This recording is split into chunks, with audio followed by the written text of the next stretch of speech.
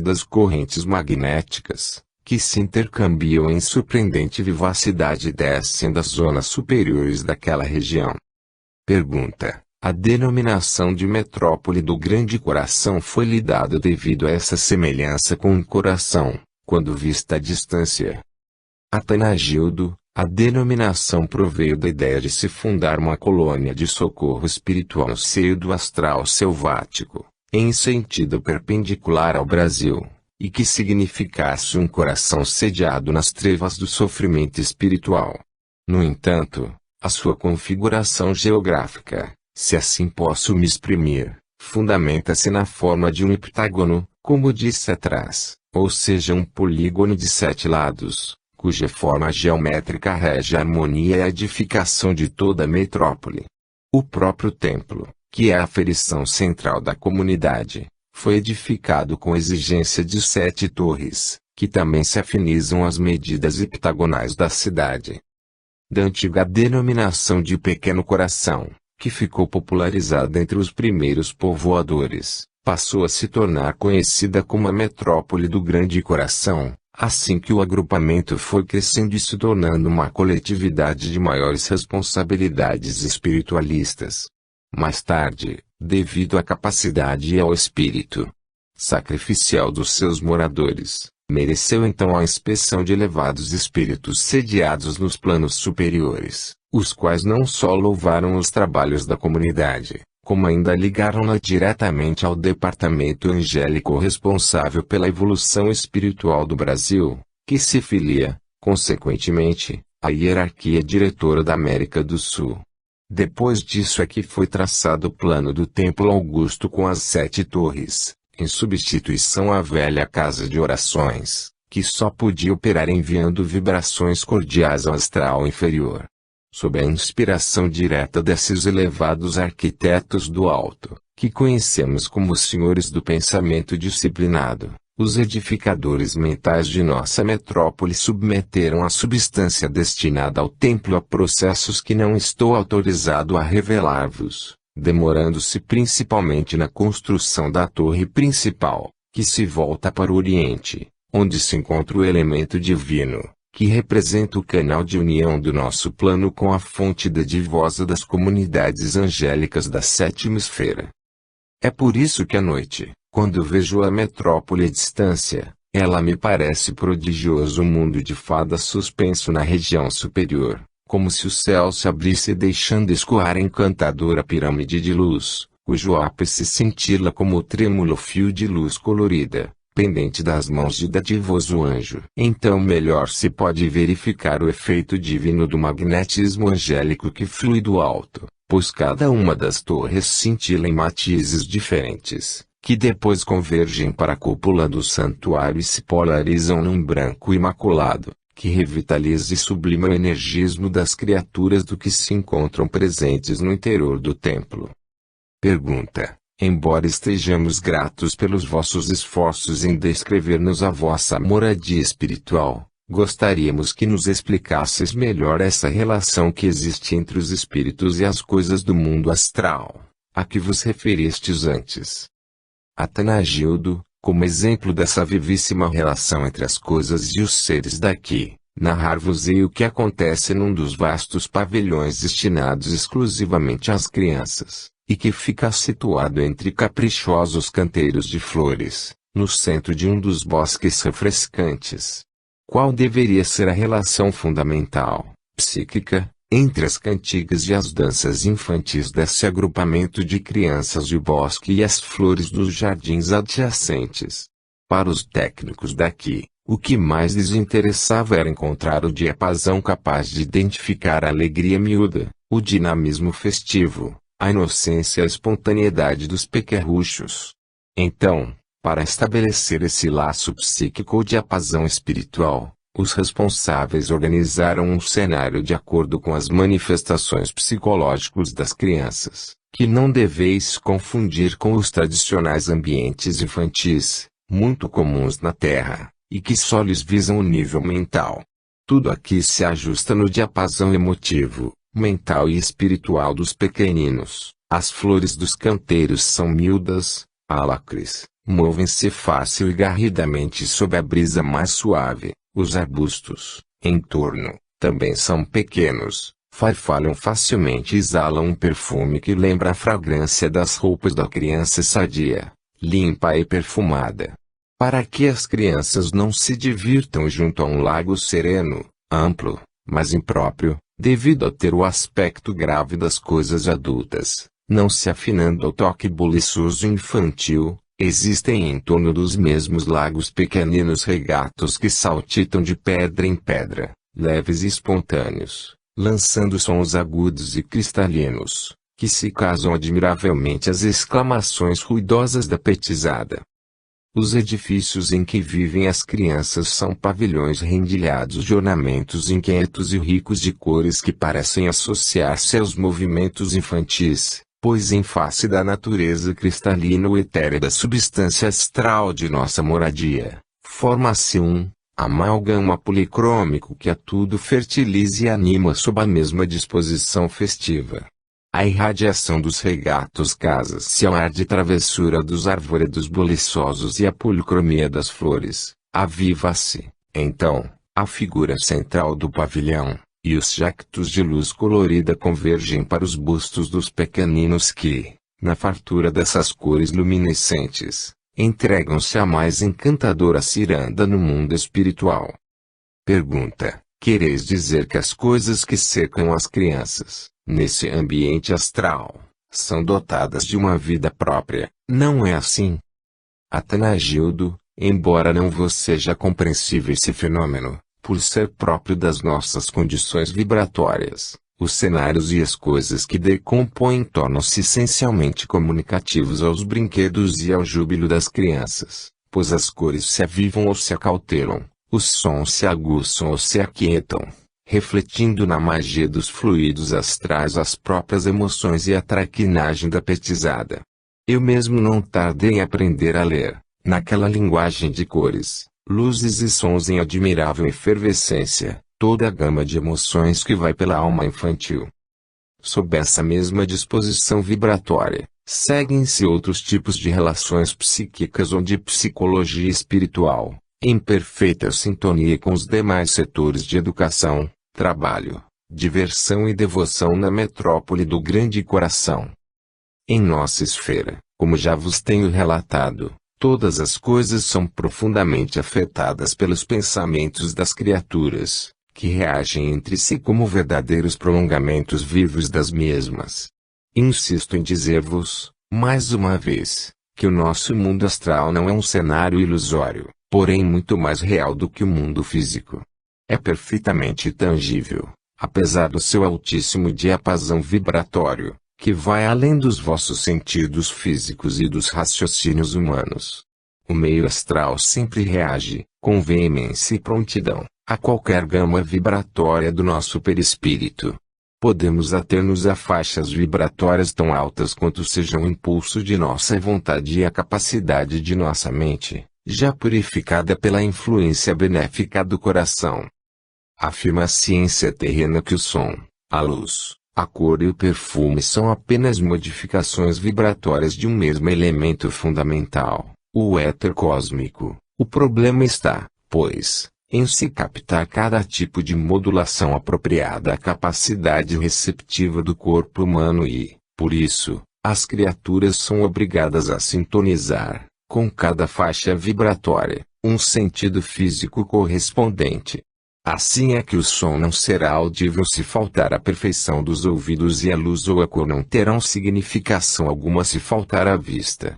É necessário que haja sempre um órgão dotado de possibilidade sensorial, para que então a criatura possa dar conta do fenômeno pois, conforme explica a vossa própria ciência, embora de posse dos ouvidos e dos olhos carnais, nem todas as criaturas ouvem e veem com a mesma intensidade, visto que a sua receptividade varia tanto de acordo com o estado de saúde e a idade, quanto pela perfeição desses mesmos sentidos. No entanto, o som, a luz ou a cor continuam sempre na mesma modulação natural, em suas faixas vibratórias originais, embora se alterem os sentidos que os recepcionam para o conhecimento humano. Eis, pois, A grande diferença desse fenômeno no plano astral, em que os desencarnados o captam diretamente no seu campo original vibratório, através da sensibilidade delicadíssima do seu perispírito, fazendo-o mergulhar diretamente no oceano das vibrações puras dos fenômenos da luz, da cor, perfume ou som. Pergunta: quais são as qualidades exigidas para que os espíritos possam habitar colônias ou metrópoles semelhantes ao grande coração? Atanagildo: o tipo espiritual eletivo para agrupamentos semelhantes ao da metrópole do grande coração deve, em primeiro lugar, ter desenvolvido regularmente em si a característica universalista, em todos os sentidos e relações da vida humana.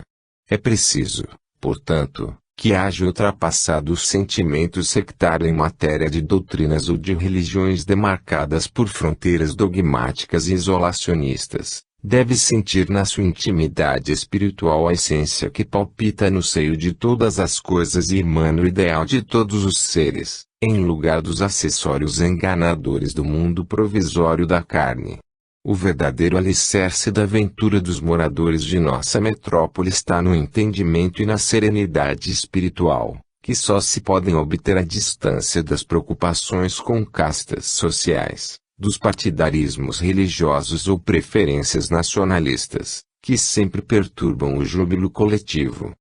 Sem dúvida, a nossa metrópole não comporta o tipo de criaturas que se creiam de posse exclusiva da verdade, enquanto que os seus irmãos devem sempre se encontrar completamente equivocados nos seus postulados doutrinários.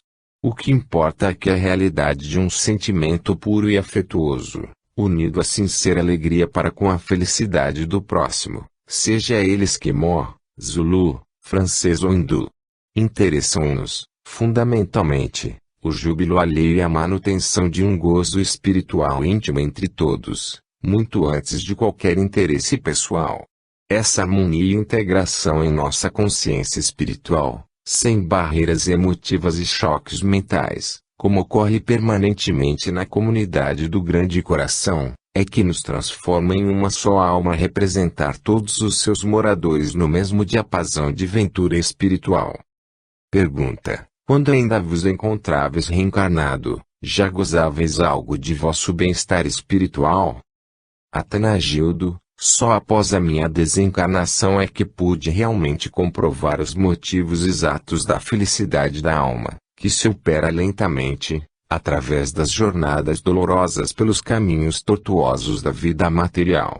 Não tenhas dúvida, essa felicidade só se consegue pela libertação completa das formas e das paixões dos mundos transitórios. É pena que a maioria das criaturas humanas ainda não tenha conseguido, sequer, libertar-se das seitas ou dos ferozes nacionalismos pátrios.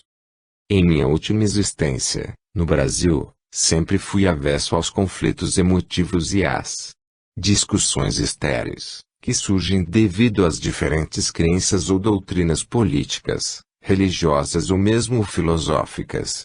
Não me preocupava em impor os meus conhecimentos simpáticos a quem quer que fosse, considerando os melhores ou mais verdadeiros. Cuidava de servir sem interesse ou indagações susceptíveis de desconfianças. Tratava de aumentar a área do meu sentimento e afinar a minha consciência, para maior receptividade aos pensamentos alheios. Algumas vezes cheguei a penetrar num estado de ventura indescritível, tomado por maravilhosa sensação de paz e de beleza espiritual, que alguns denominam de êxtase e os hindus costumam chamar de samadhi, em cujo estado a consciência individual une-se beatificamente à consciência cósmica do Pai. Pergunta: como poderíamos avaliar o estado espiritual necessário para se poder habitar a metrópole em que residis? Atanagildo: embora os 3 milhões de espíritos que, sob a jurisdição de nossa comunidade, permanecem no plano astral e na Terra, não revelem o padrão espiritual estritamente exigido para sua integração à mesma, esse estado espiritual revela-se pela tendência em se libertarem dos formalismos, dos preconceitos e das convenções ou seitas do mundo, como há pouco expliquei. Eis a razão por que as almas terrenas demasiadamente conservadoras ou sentimentalistas, muito apaixonadas pelo melodrama das convenções humanas, que se compungem aflitivamente por uma nódoa na sua árvore genealógica, viciadas fanaticamente aos objetos e às coisas materiais, apegadas ferozmente às tradições, às etiquetas ou preconceitos tolos do mundo material, ainda não podem se manter em equilíbrio e harmonia num agrupamento da qualidade libertadora, que é a metrópole do grande coração. Em nossa moradia astral não conseguem permanecer aqueles que envergam traje a rigor até para colher os ovos de galinhas. Tais espíritos não tardariam em quebrar o ritmo, a espontaneidade, a simplicidade e o encanto espiritual que domina desafogadamente os seus moradores, em face de sua escravidão ao pretérito e ante a saudade das tradições e o brilho efêmero da vida terrena. O saudosismo doente dessas almas, que se compungem exageradamente pelas suas próprias tricas emotivas do passado, terminaria associando ao nosso ambiente os velhos sofrimentos e as insatisfações da vida terrena, pois o espírito reflete, no meio astral em que vive, a natureza exata dos seus pensamentos otimistas ou compungidos. Aqui na metrópole do grande coração, o tom espiritual é inimigo daqueles que rendem demasiado culto às futilidades terrenas, que passam pelo mundo devorando o compêndio de etiquetas, submetidos a exaustivos rituais e regras sisudas até para palitar um dente. É infenso, também, aqueles que, em lugar de se dedicarem à leitura espiritual e se interessarem pelo problema do que somos, de onde viemos e para onde vamos, preferem se entregar completamente à indigestão cerebral da leitura de volumosos romances de aventuras, que distraem e matam o tempo, mas não solucionam os problemas fundamentais do espírito. Enquanto as criaturas idealistas e operosas se interessam pela sua verdadeira felicidade, na aquisição dos bens definitivos do espírito superior, as conservadoras se afundam no classicismo do mundo provisório da matéria, fixando-se nas tradições mortas do tempo passado e retardando sem ajustar-se às fileiras dos famintos de luz espiritual. Então integram-se à caravana triste e animalesca daqueles cujas realizações mais altas se resumem apenas no culto às tradições e aos bens da terra, sentindo-se incapazes de espadejar a poeira tradicional, que ainda lhes obscurece o entendimento exato da imortalidade da alma. Pergunta: as condições de vida, nas colônias ou cidades do além, podem ser consideradas como estados celestiais, tão desejados pelos seres humanos? Atanagildo: a mim se me afigura que existem vários céus, pois os lugares que já pude visitar, após a desencarnação, variam uns dos outros, tanto em beleza panorâmica, intensidade de luz e expressão musical, como também pela grande diferença de seus sistemas de vida. Entretanto, ainda não encontrei o tradicional paraíso bíblico, onde criaturas ociosas viveriam em eterna contemplatividade, como ensinam certas religiões oficiais da Terra.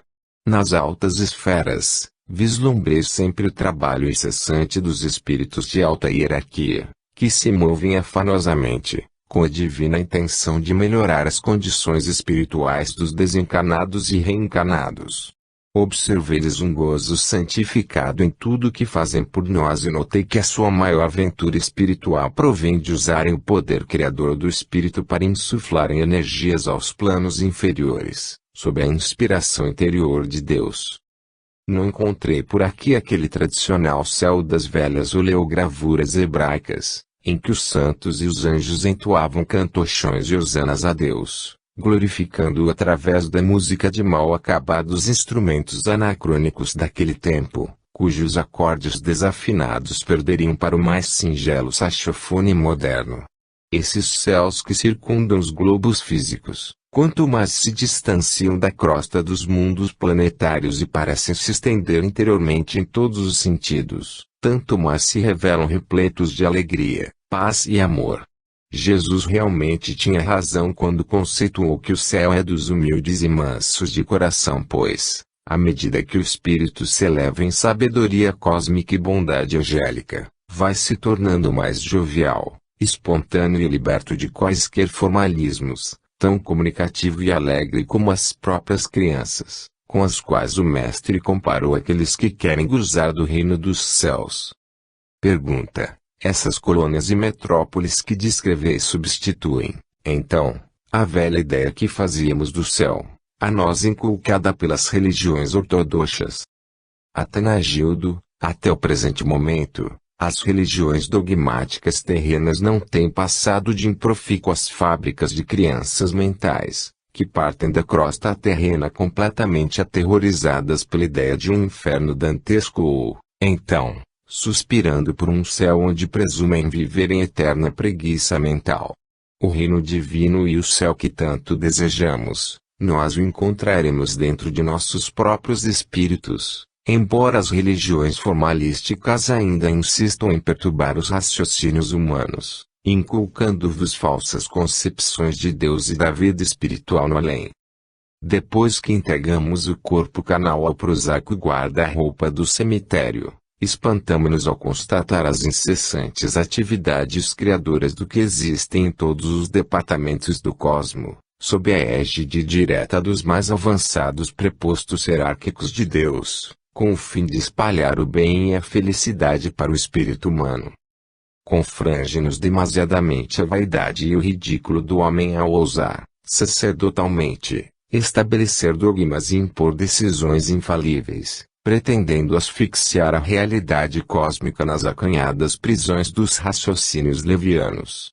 Não podeis avaliar os enormes prejuízos que esses dogmas sectaristas ainda causam à mente dos religiosos infantilizados e que, após a desencarnação, aqui aportam desorientados quanto à realidade da vida do espírito.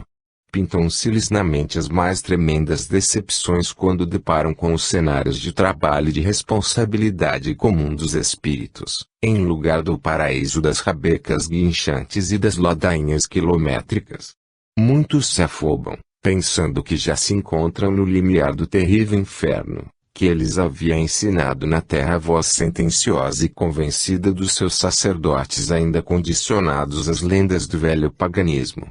A imprudente concepção de que o panorama celestial é absolutamente diverso de qualquer coisa que lembre a vida humana, ou de que se trata de um lugar de exclusiva beatitude e ociosidade espiritual, cria indescritíveis desilusões às almas recém-desencarnadas.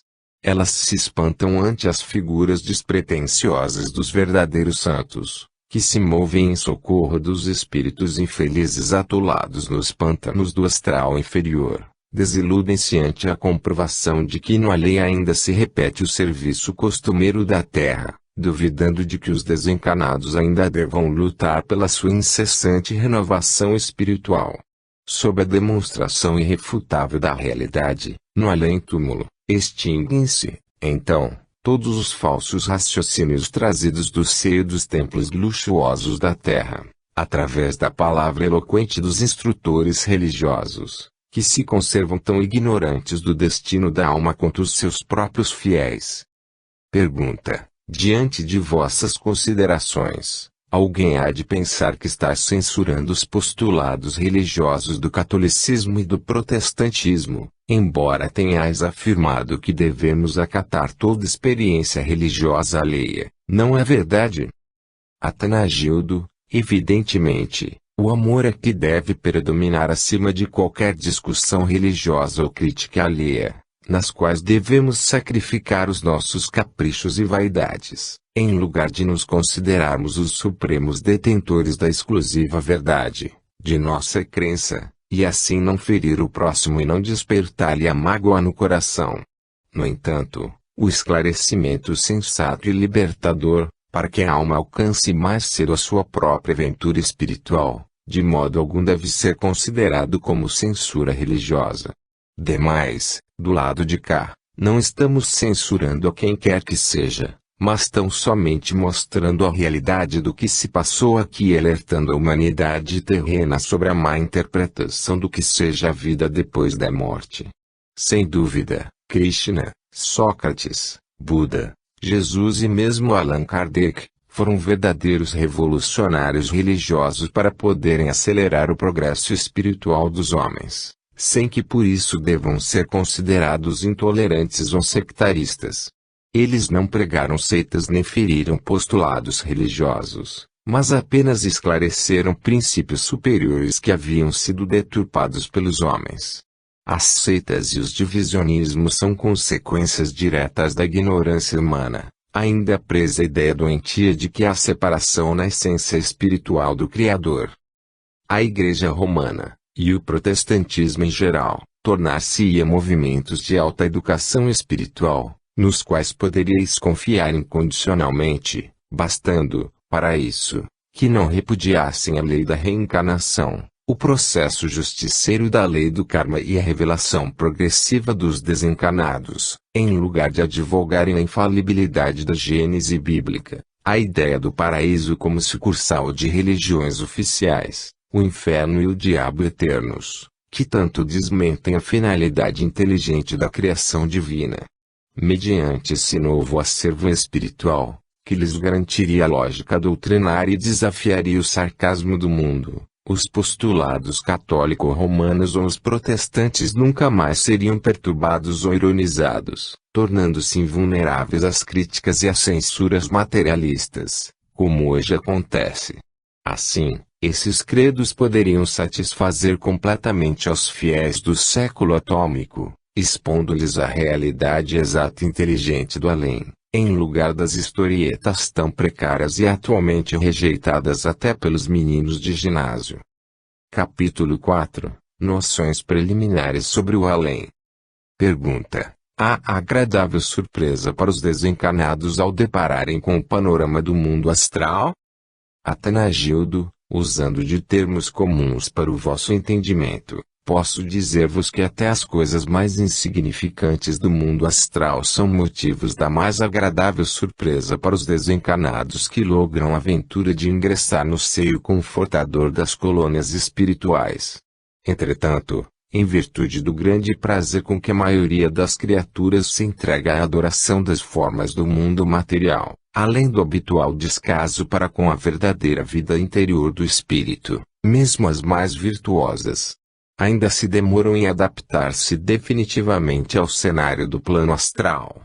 A existência física, embora seja de curta duração, é suficiente para fazer a alma olvidar a realidade de sua divina moradia espiritual. Pergunta: todos os desencarnados são tomados de surpresa, no seu retorno ao além? Atanagildo: nem todos, porque essas surpresas variam entre si. Para aqueles que merecem as esferas venturosas, porque levaram uma existência digna e de abnegação ao próximo, elas se manifestam pelo aspecto das paisagens maravilhosas do astral superior. Há desencarnados, entretanto, que não revelam surpresa mesmo diante dos cenários mais belos do além, porque se trata de entidades evoluidíssimas, que já cultuavam em seus espíritos os valores próprios dos panoramas celestiais, mesmo quando ainda se achavam na terra. Entretanto, quanto aos delinquentes do vosso mundo, de modo algum podeis imaginar quão terríveis e apavorantes são as cenas que os aguardam no astral inferior, onde os horripilantes quadros dantescos ultrapassam a tudo quanto possais imaginar de pavoroso no mundo terráqueo. Pergunta: essas diferenças da vida, verificadas pelos recém-desencarnados, distanciam-se completamente das nossas concepções na vida terrena? Atanagildo: as diferenças são bem notáveis quando avaliamos o mundo astral exclusivamente pelo seu panorama exterior, algo semelhante ao cenário terreno, ou então sob o nosso julgamento espiritual exclusivo. É preciso que não vos esqueçais de que estou dando minha opinião, que pode não ser a mais exata e que se baseia na minha visão espiritual, através daquilo que me é simpático e que suponho ser o mais certo. Sem dúvida, haverá grande diferença nas descrições que vários indivíduos, de diversas profissões, fizerem de uma mesma cidade terrena, as quais hão de variar conforme os diferentes padrões intelectuais e psicológicos dos seus relatores. É evidente que essas descrições hão de apresentar ilustrações completamente opostas entre si, variando naquilo que for dito por um engenheiro, um poeta, um desportista ou um simples aproveitador da vida mundana. Cada relato há de denunciar os gostos preferenciais do seu autor, revelando a sua simpatia pelo aspecto que mais o interessou. O engenheiro há de se preocupar com as edificações e com o aspecto urbanístico da cidade. O poeta celebrará a beleza de suas colinas, jardins, lagos ou enseadas. O desportista se deixará entusiasmar pelos estádios ou agremiações esportivas, enquanto que o homem materialista e gozador do mundo preocupar-se-á unicamente com os recantos do vício, as aventuras e os ambientes da vida noturna.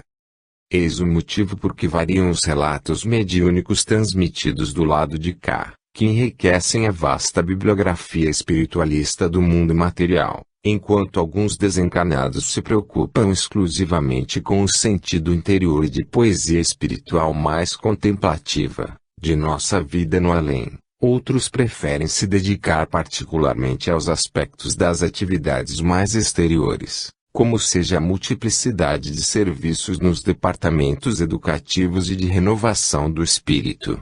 Sob o meu modesto pensar, a Terra é um apagado prolongamento das nossas esferas astrais, para onde converge a vida como pobre imitação da realidade espiritual que usufruímos à distância do corpo carnal. Aqui, nota-se certa semelhança entre as nossas atividades sociais, artísticas, arquitetônicas ou psicológicas e as terrenas, mas não deveis considerar o que aqui se passa como sendo cópias melhoradas da vossa vida material. Esse é um dos motivos por que, de princípio, muitos desencarnados custam a se convencer de que já abandonaram o corpo físico, visto continuarem a manter seus costumes e tarefas num panorama algo semelhante ao que deixaram ao desencarnar.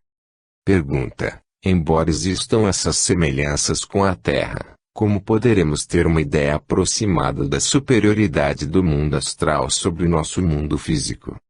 Atanagildo, em confronto com a matéria que constitui o panorama do mundo terreno, a substância astral que compõe a vida em nossa esfera oferece sempre particularidades avançadas e bastante diferentes, quer quanto à sua aplicação e tratamento, quer devido à sua mobilidade para a conservação das coisas.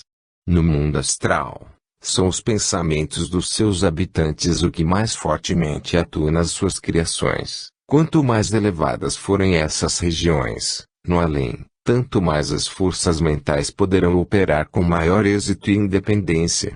À medida que se desce para o astral inferior, enfraquece-se a livre aplicação dessa energia produzida pela mente do espírito, e então, é preciso lançar mão de recursos de operações que muito se assemelhem aos utilizados na Terra.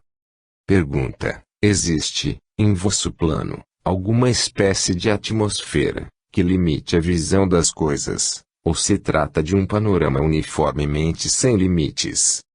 Atanagildo, observo que as coisas existentes neste plano, quando vistas a longa distância, não ficam escurecidas ou ensombradas, tal como ocorre na Terra. Pelo menos para mim, elas não se desfazem à visão longínqua nem se obscurecem.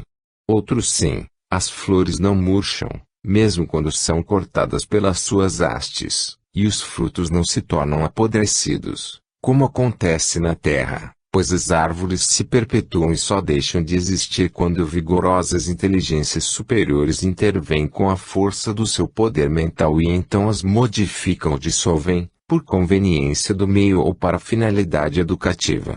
Quando assim acontece, as espécies destruídas não ficam lançadas em monturos, nem tampouco atravancando os caminhos, à semelhança do que sucede no mundo terráqueo, mas se desfazem na atmosfera astral, que age através do seu extraordinário magnetismo. A nossa visão astral, essa atmosfera se apresenta numa tonalidade de dourado claro, sobre fundo esbranquiçado, às vezes, deixa-se envolver por suaves matizes de cores desconhecidas dos seres terrenos. Quando ela banha as coisas e os seres, produz então um belíssimo efeito de iluminação. Embora reconheça a dificuldade de me compreenderdes, quero esclarecer que a vida, aqui, é singularmente mais tangível e real do que na matéria terrestre, devido à indescritível qualidade da substância astral, que a torna plástica, móvel e sutilíssima. O fenômeno, porém, não decorre propriamente dessa matéria, mas principalmente da nossa influência espiritual e sensibilidade aguçada, que faz o ambiente reagir ao menor cintilar do nosso pensamento. Com o tempo, nós vamos nos acostumando a dirigir nossa mente a disciplinar nossa emotividade excessiva, pois o meio que nos cerca bem se assemelha a um ecrã cinematográfico, que reflete toda a nossa atividade interior. O nosso sistema nervoso apresenta-se com tal acuidade que, às vezes, julgamos-nos portadores de um novo aparelhamento maravilhoso, cujo poder miraculoso nos tenha relacionado intimamente com as mais belas coisas criadas por Deus. Espantamo-nos muitíssimas vezes, nos primeiros dias, quando verificamos o assombroso poder da nossa vontade operando sobre a matéria astral e produzindo indescritíveis fenômenos, que plasmam a nossa visão exterior aquilo que supunhamos irreal. Capítulo 5 – O Templo do Grande Coração. Pergunta: em diversas comunicações mediúnicas, temos encontrado informações de que nas cidades astrais existem templos onde se devociona a divindade. Porventura, em ambientes tão espiritualizados, como seja o da metrópole que nos descreveis, ainda se cogita de liturgias ou ofícios religiosos, em lugar do elevado entendimento espiritual que já deve predominar entre os seus habitantes. Atanagildo, repito-vos, aqui ainda cultivamos o produto de nossas criações e condicionamentos na terra, sem violentarmos o gradativo progresso espiritual, que só se efetua pela libertação lenta das formalidades dos mundos materiais. Embora em nossa esfera ainda se note analogia com os costumes terrenos, isso já se manifesta de modo sublimado em sua substância, mais intimamente ligada ao santuário do nosso espírito. Na realidade, o nosso cenário, se o compararmos com o da Terra, mostra em sua harmonia exterior o exato equivalente de nossa aprimorada vontade interior. O nosso ambiente astral resulta exatamente de nossa maior capacidade espiritual. Aqui no além, vivemos o fruto de nossas idealizações terrenas, mas já em sentido sublimado, buscando apoio em expressões cada vez mais altas, que correspondam perfeitamente aos ideais superiores esposados na vida material. Daí o fato de os verdugos, os avaros, os egocêntricos ou os acelerados situarem-se especificamente nas zonas abismais e nos pântanos fétidos do astral inferior, pois a natureza repugnante do cenário em que se colocam também lhes afina a própria intimidade da alma subvertida. Enquanto isso acontece, outros espíritos mais evoluídos, ao se despirem do seu envoltório carnal, alçam voo às esferas luminosas, à procura de luz, que lhes significa o alimento apropriado à sua natureza angélica. Não vos deve ser estranha, portanto, a existência desses templos, que são verdadeiros oásis de luzes e bênçãos nas regiões do astral renovado pelos pensamentos superiores. Em nossa metrópole do Grande Coração, o templo significa o envoltório emotivo do coração do próprio povo, que permanece em incessante atividade para a conquista do supremo bem espiritual. A estrutura alabastrina desse templo, que se ergue como a mais bela configuração da cidade, significa a fonte imperecível que capta e absorve os raios de luz ofertados pelas regiões celestiais. Pergunta: existe, porventura, semelhança entre esse templo e outros santuários edificados na terra? Atanagildo: embora eu esteja a repetir o que algumas vezes já tenho dito, é no lado de cá que realmente se planejam as formas, as edificações e demais atividades do mundo terreno, sempre em perfeita concordância com os espíritos superiores que operam no limiar do plano mental e da substância astral. A vossa pergunta é sobre se há semelhança entre nossos edifícios ou templos e as mesmas construções no mundo físico. Seria melhor formulada assim: a semelhança dos nossos edifícios e templos com as edificações originais da metrópole em que viveis. Pergunta: O templo da vossa metrópole foi construído em alguma zona de fluidos superiores aos de outro local. Atanagildo, o magnífico santuário foi edificado exatamente no centro do gigantesco e formoso jardim já descrito anteriormente, e que forma o coração florido de nossa metrópole. Embora ele não possa ser descrito à maneira das edificações religiosas terrenas, isto não quer dizer que se trate de construção absolutamente idêntica às formas e condições materiais. Mesmo que o queirais comparar à mais bela catedral da terra, ainda assim não conseguireis formar a mais pálida ideia de sua magnificente beleza e sublimidade. Trata-se de formoso edifício recortado na substância de nossa esfera, que lembra indescritível trabalho de ourivesaria, talhado em cristal puríssimo e luminoso, incrustado de filigranas e rendilhados, que formaram admiráveis relevos no interior de suas paredes alabastrinas. Durante a noite, quando o céu se inunda de suave luz eterizada, o santuário fulge como se for esculturado na terna claridade do luar. Nenhum conto de fadas poderia vos oferecer espetáculo de maior fascínio e beleza, na sua prodigiosa tonalidade prateada, que depois se esvanece num halo de suave colorido luminoso. A sua aura termina emoldurada por formosa franja de matiz lilás que, em seguida, se polariza num rosa claro dulcíssimo, lembrando a figura de extenso manto de arminhas voaçando na atmosfera balsâmica, que se nutre incessantemente por meio das flores do imenso jardim. De dia, o santuário é preciosa joia de alabastro, encimada pelas 7 torres que, à luz solar, resplandecem sob reflexos azul e rosa, adornados pelos revérberos de amarelo dourado e de um topázio faiscante. O templo descansa no seio de esplendoroso escrino de vegetação verde brilhante que, na forma de um extenso cinturão aveludado, representa o amoroso abraço em torno de toda sua base. Trata-se de relva odorífera, semeada de buquês de flores azulíneas, com matizes prateados, que se constituem em delicados grupos entremeados por cordões de florinhas parecidas aos frutos maduros da moreira, e que as enlaçam amorosamente, como se fossem rubis faiscando a luz do sol. Pergunta: poderíeis nos dar alguns outros detalhes desse templo? Atanagildo, embora sua disposição arquitetônica lembre a figura de suntuosa catedral terrena, as suas linhas majestosas identificam o poder e a sabedoria do espírito genial, em feliz combinação com a ternura e a bondade do santo.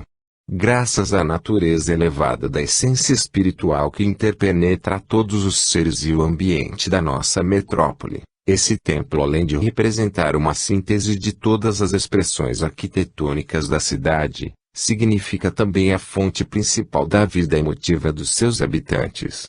Ele vibra conosco e parece promover a combinação de todos os fluidos do ambiente com a aura de todos os seres, deixando-nos a impressão de misteriosa e divina generosidade espiritual. Sempre que observo seu majestoso aspecto sidéreo, emergindo do seio da prodigiosa vegetação do parque central da metrópole, sinto que ali se fundem em terno amálgama os sentimentos de vários povos e raças, que muito contribuíram para o aperfeiçoamento da vestimenta carnal do atual tipo brasileiro.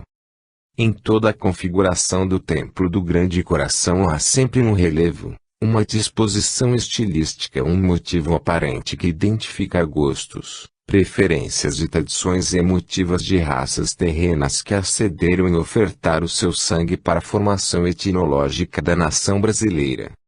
Trata-se de um edifício extenso e agigantado, mas de um talhe agudo e polido, envolto por inexprimível poesia, como aquela aparência augusta que se observa nos pinheiros seculares e que lhes atenua o aspecto de força, que à primeira vista sempre nos desperta a sua grandiosidade vegetal. É um santuário construído também em perfeita simetria com o gigantesco heptágono que limita o centro principal da metrópole. Possui 7 portas espaçosas, que se abrem exatamente em direção a cada uma das 7 principais avenidas que convergem para esse grandioso logradouro. A sua cúpula, de substância iridescente, formando gigantesco arco de suave inclinação, Apoia-se na extremidade das paredes altas e esguias, com vaga semelhança aos tetos portentosos das modernas gares ferroviárias da Terra. No entanto, quero deixar claro, mais uma vez, que, apesar do aspecto grandioso e da forma gigantesca desse templo, ele sempre nos desperta uma sensação de leveza e ternura, porque reflete o elevado psiquismo da própria coletividade da metrópole do Grande Coração. A entrada principal do templo é constituída por um magnífico portal recortado no velho estilo hindu, mas que, entretanto, não se degrada, sendo ladeado por diversos relevos cujo vigor e beleza logo atraem a inspiração grega de algum novo Fidias desencarnado. Mas ali não se verifica a preocupação de um estilo resumido, que poderia bastar dar a pureza iniciática do conjunto do santuário, nem a falta de imaginação, muito comum na Terra, quando se pretende a ostensiva mistura que sacrifica a qualidade estilística. Observa-se um divino senso de equilíbrio e harmonia, sem nenhum extremismo arquitetônico ou predominância de um estilo qualquer sobre outro.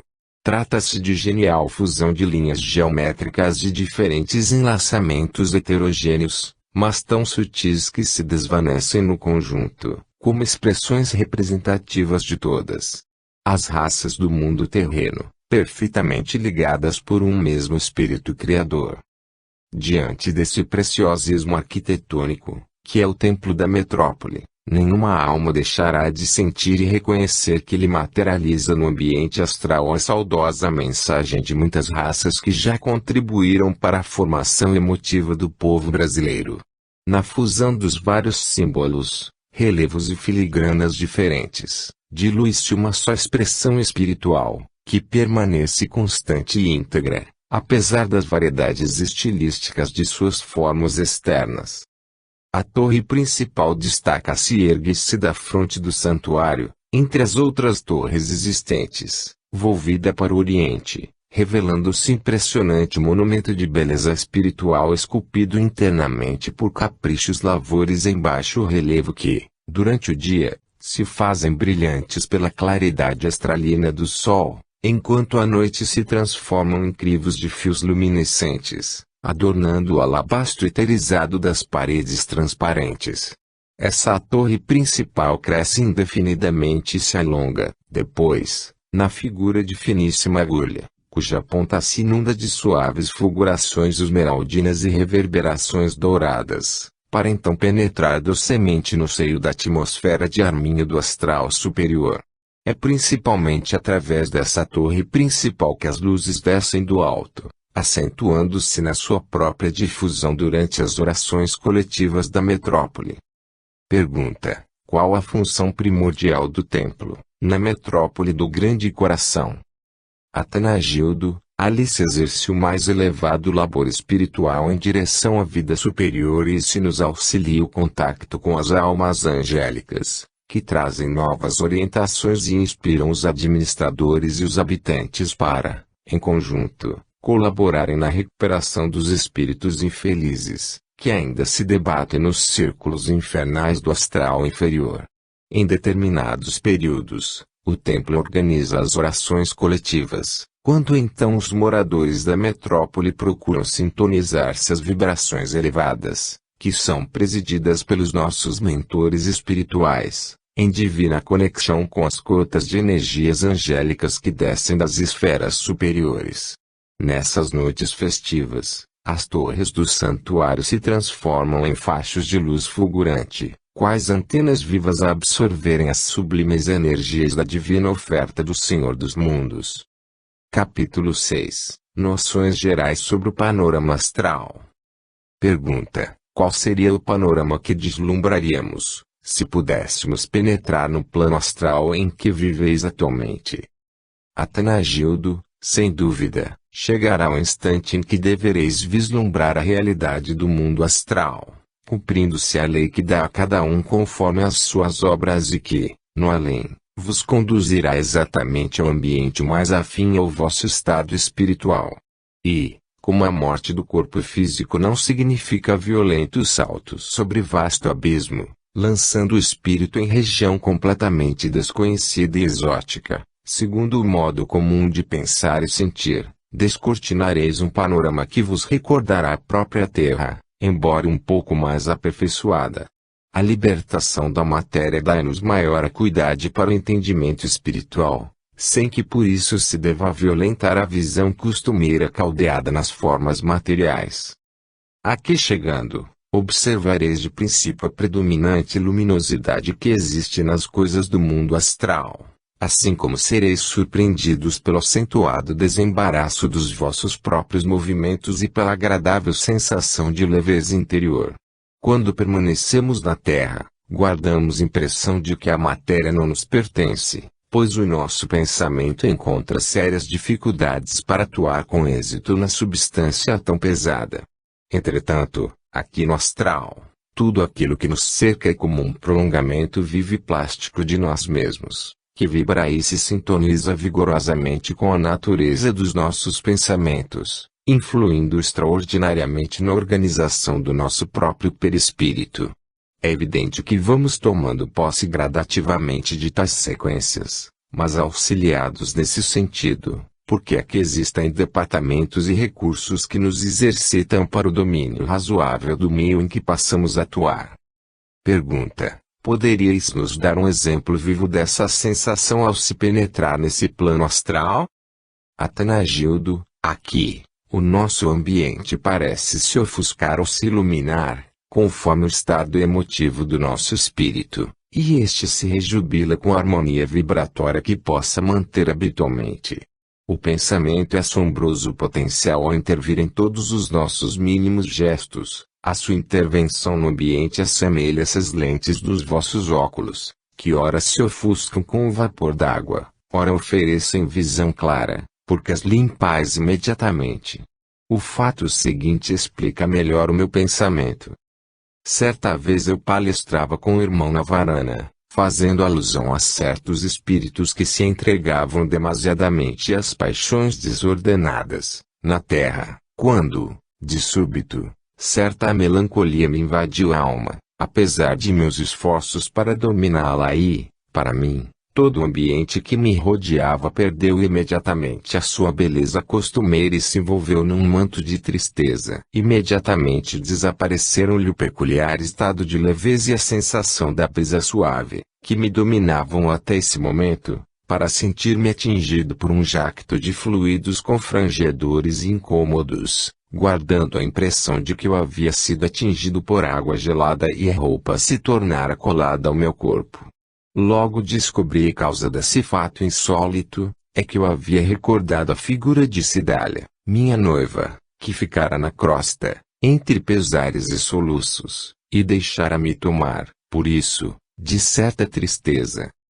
Irmão na varana, captando o meu pensamento aflitivo, advertiu-me a tempo, dizendo-me em tom afetivo: Atanagildo, evita abaixar as tuas vibrações com evocações terrenas de saudosismo desejável e portador de tristezas que abatem o espírito. É razoável que o homem terreno se perturbe emotivamente, porquanto ainda lhe é difícil compreender que todas as criaturas são emissoras vivas, que emitem raios conforme a onda espiritual em que se situam por efeito de suas angústias ou de seus sonhos. Quando nos sintonizamos aos ideais mais altos e criadores, associamos energias que nos fortificam sob um sádio otimismo, mas, assim que vacilamos, com a evocação triste da Terra, também somos torturados pela carga energética de sua baixa vibração, que passa a nos incomodar sob igual reação aflitiva. Em face da comprovação da imortalidade, em ti mesmo, e de já compreenderes que a lei do karma sempre beneficia o futuro, não é razoável que ainda te deixes dominar pelas vibrações das tuas próprias evocações aflitivas. À medida que nos encaminhamos para regiões mais altas e ingressamos num campo de matéria mais sutil, percebemos que o nosso espírito também influi com mais vigor no meio e na substância astral que o cerca. As nossas ações também produzem reações mais vivas, porque pensamos, sentimos e modificamos rapidamente o ambiente que nos rodeia. Depois da desencarnação, é que percebemos, bastante surpresos, o maravilhoso mecanismo do espírito, que então passa a criar a forma e pode também modificar, pelo pensamento, a própria natureza em que habita.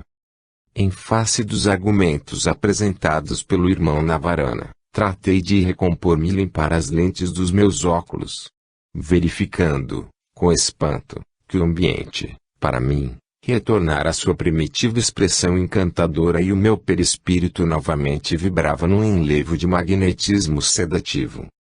Creio que assim podereis avaliar a importância dos nossos pensamentos, em relação ao meio astral em que vivemos, porque somos a própria instrumentação viva a produzir as modificações que nos inebriam a alma ou então nos abatem o ânimo.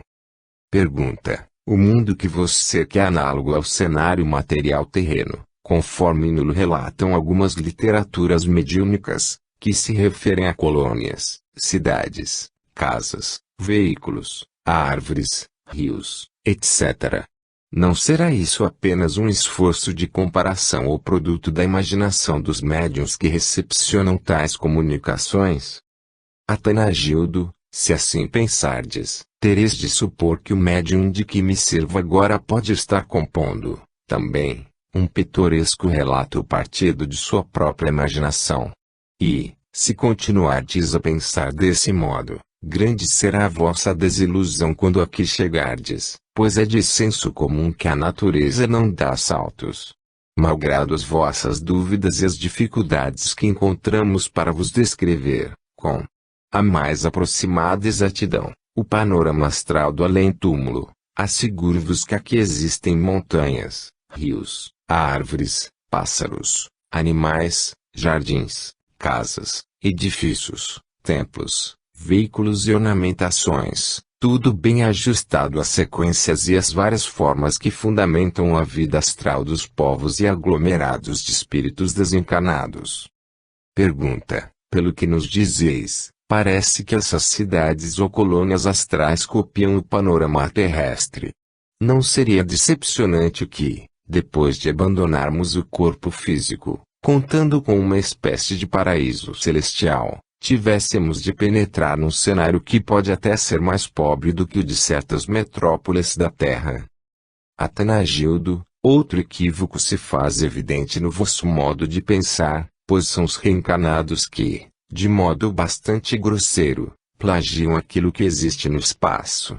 Aqui no mundo astral lidamos intimamente com as coisas, ideias ou projetos que podeis considerar como sendo as matrizes ou origens das acanhadas realizações que efetuais na matéria densa e pesada. Não é verdade que os vossos cientistas costumam afirmar que a matéria é energia condensada, e que não existe propriamente a matéria rígida ou absoluta, na forma de uma pasta nuclear indevassável? Então, está claro que, quanto mais livre se encontrar essa energia tão poderosa, que se acumula para constituir o mundo físico e que, em verdade, é a substância da origem das formas materiais, tanto mais há de ser mais viva e poderosa, quando manuseada diretamente no mundo astral, que é a sua fonte natural. Os técnicos siderais operam primeiramente aqui, ou seja no campo da energia livre, que depois alimenta e sustenta os aspectos exteriores da vida no mundo material, e esperam que os cientistas terrenos deem conta desse fenômeno e o tornem tangível nas configurações visíveis aos sentidos humanos. A vossa ciência, esposando conceitos graves e sentenciosos, apenas pesquisa e depois classifica as contínuas descobertas que lhe atestam ousada incursão no plano das energias livres. Na realidade, as configurações que surgem no panorama físico são eventos primeiramente pensados e experimentados, aqui no mundo astral, por admiráveis gênios que atuam no imponderável, em cuja substância criam, elaboram e modificam os fenômenos da vida terrena. Quantas vezes são captados ao mesmo tempo, por vários cérebros estudiosos da Terra, os mesmos projetos elaborados aqui, ou que disseram dos planos mais altos, e que então são materializados na crosta física, pelos técnicos humanos. Não vos é estranho o fato de alguns sábios ou cientistas terrenos, através de surpreendentes coincidências, terem feito descobertas e completado pesquisas ao mesmo tempo, em vários pontos geográficos, por cujo motivo têm se registrado mútuas acusações de plágios e de furtos de projetos e documentos alheios. Na realidade, esses cérebros sensíveis, que se situam na faixa vibratória da mesma procura